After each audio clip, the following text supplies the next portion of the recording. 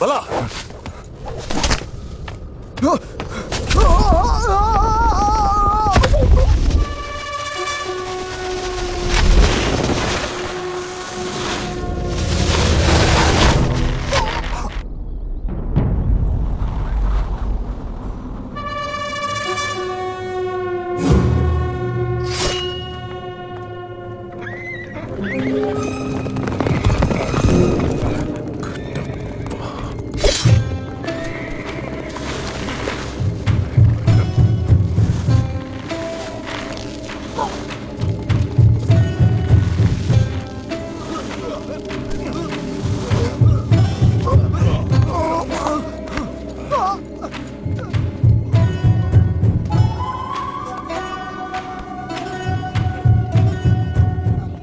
हमारे रहस्य तुमने किसको पहुंचाए?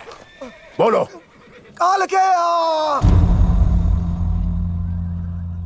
कालके रणनीति नहीं मानते। उनकी दरिंदगी हमारी सोच से परे है। अगर वो राज्य में प्रवेश कर गए तो एक एक बच्चे को जान से मार देंगे। भेड़ियों की तरह हर एक औरत पर टूट पड़ेंगे। सारे घरों को लूट कर आग लगा देंगे। ऐसी बातों से छोटे मोटे राज्य डरते होंगे। हमारे पास 25,000 सैनिकों का बल है, तो हम क्यों डरें? कालके के पास कितना सैनिक बल है? 1 लाख।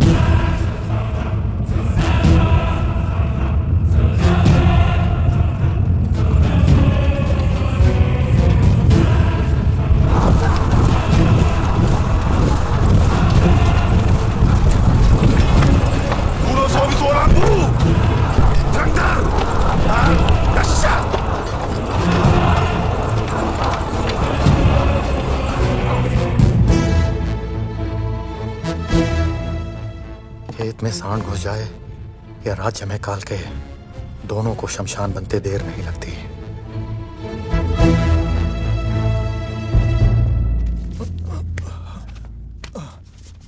हमें अपने राज्य की सुरक्षा भी करनी है और शत्रु पर भरपूर प्रहार भी। हमारी व्यूह रचना क्या होनी चाहिए? त्रिशूल व्यूह। त्रिशूल व्यूह सिर्फ पुस्तकों में पढ़ा गया है। इससे अधिक कोई कुछ नहीं जानता। ऐसे व्यूह के साथ तुम युद्ध करोगे? कोई नहीं जानता तो कालके अभी नहीं जानते होंगे। इसका प्रयोग अवश्य करना चाहिए। मैं सहमत हूं। मेरी अनुमति है। हमारे राज्य में प्रवेश करने का यही एक रास्ता है। कटप्पा, शत्रु को रोकने के लिए आपको कितने सैनिकों की आवश्यकता होगी? 5,000 राजमाता। बर्छियों और ढालों से मैं एक लोहे की दीवार बनाऊंगा। सेना को एक अभेद किले में बदल दूंगा। मैं उत्तर दिशा की ओर से सेना का नेतृत्व करूंगा। दक्षिण की सेना का उत्तरदायित्व मेरा होगा।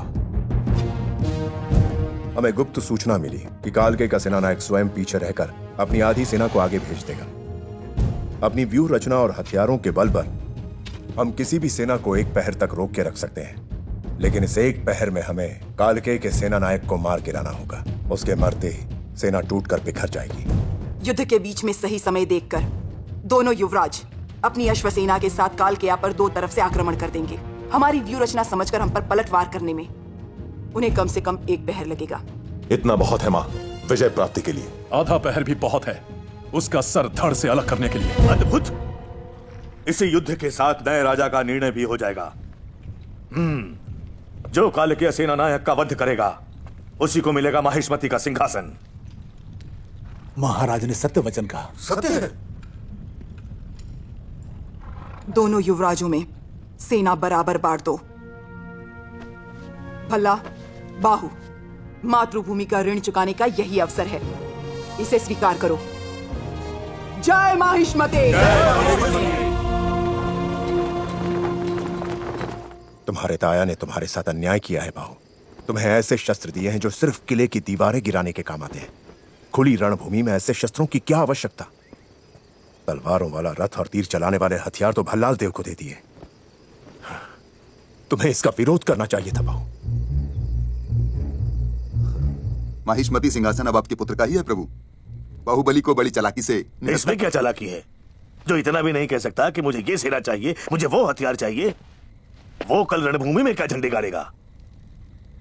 बलवान को और बलवान करो, इसे चालाकी नहीं राजनीति कहते हैं। ये क्या है?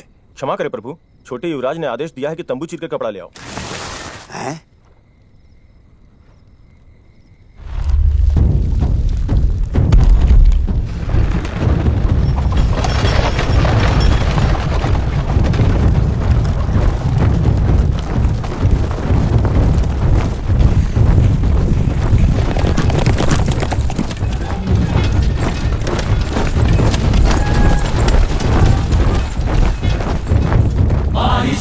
साम्राज्ये पतते यस्य वीक्षणं तस्य शीर्षं खड्गच्छिन्नं पततां रणभूतले।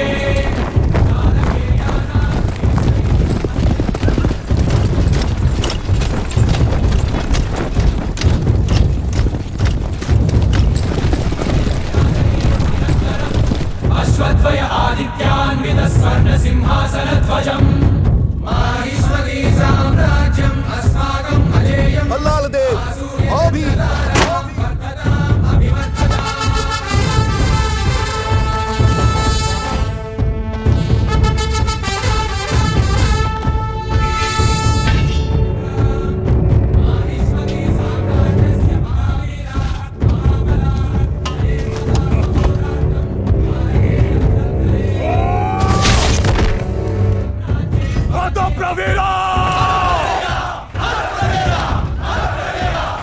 बाहुबली अभी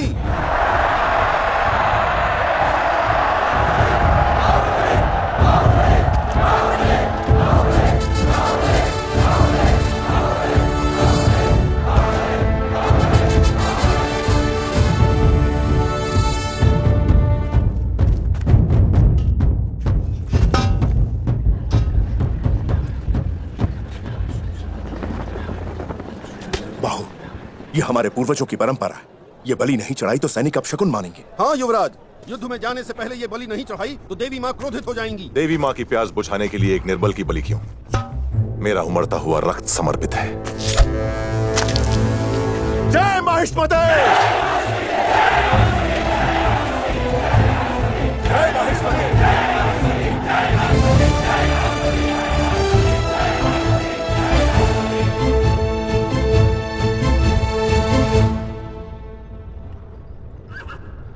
माहिष्मती क्षमा धर्म का पालन करता है। माहिष्मती ब्रिंटा हम अंतिम अवसर दे रहे हैं, रणभूमि छोड़कर भाग जाओ, तुम लोगों को प्राणदान दे दिया जाएगा। जा रे फुफू निम बिग रूल सलंग दे।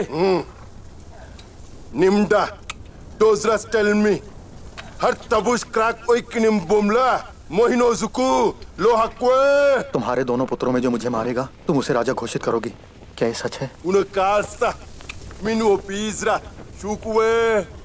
और अगर वो दोनों मेरे हाथों मार गए तो? मिन बहत्ते, जरत्रामा माश्वृतिम रिमसा इंकिनिम, मिन महत्ति चुहोर फ्रोत नमटा स्वीक दे, ता क्राक चुहोर हार। तुम्हारे राज्य को और तुमको वश में करके मैं जो पुत्र पैदा करूंगा उसे राजा बना देना।